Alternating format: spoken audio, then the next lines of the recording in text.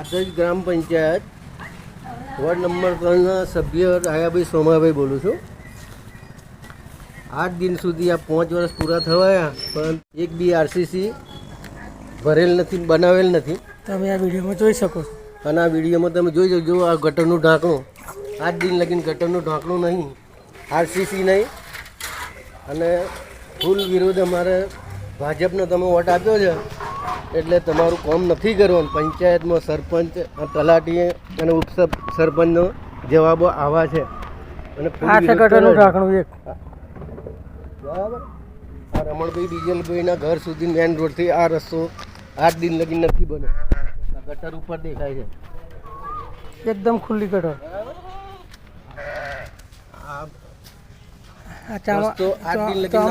ચોમાસા સમયમાં લોકો કેટલા હેરાન થાય છે આ તમે વિડીયોમાં જોઈ શકો છો, વિડીયોના માધ્યમથી.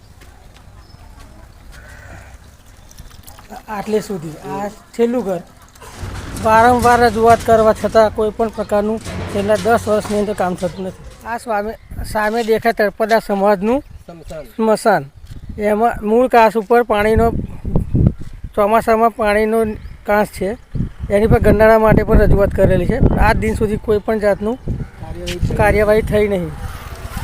અને પંચાયતમાં જો વિરોધ કરે છે અને રજૂઆત કરે છે તો અપશબ્દો બોલી, સમાજ વિરોધી શબ્દો બોલી અને ડાયાભાઈ સોમાભાઈને માનહાનિ ધમકીઓ આપે છે. આ સ્મશાન તળપદા સમાજનું. અને અહીંયાથી મેન રોડ જાય છે. મેન રોડ આ મેન રોડથી 200 મીટરની નજીકના એરિયામાં છે. આમાં સંજયભાઈને ગ્રાન્ટમાંથી 40 મીટરનો રસ્તો બનેલો છે, બાકીનો ગંડાળું નહીં, રસ્તાનું કોઈ આયોજન નહીં. અને બધા સમાજના સંસ્થાનમાં ચલાવવા માટે ખૂબ જ તકલીફ પડે છે.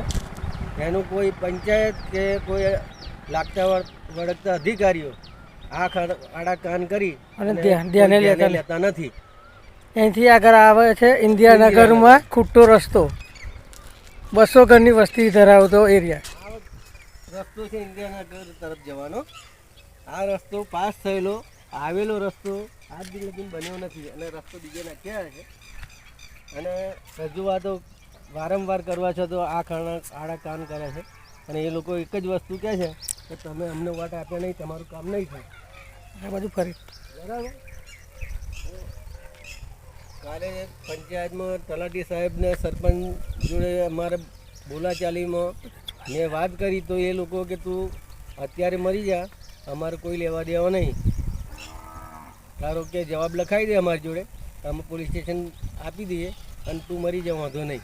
આવો જવાબ આપે છે. તો અમારે કોની જોડે રજૂઆત કરવી? અને આવું ને આવું જો ચલાવશે તો સાહેબ જે કંઈ આ 15માં નાણાં પંચની ગ્રાન્ટોને જે કંઈ કાર્યકર્તાઓ છે, જે કંઈ અધિકારીઓ છે, એને મારી ખુલ્લી વાત છે કે મારું ત્રીજા વોર્ડનું તળપદા સમાજનું કાર્ય નહીં થાય તો હું આત્મવિલોપન કરીશ.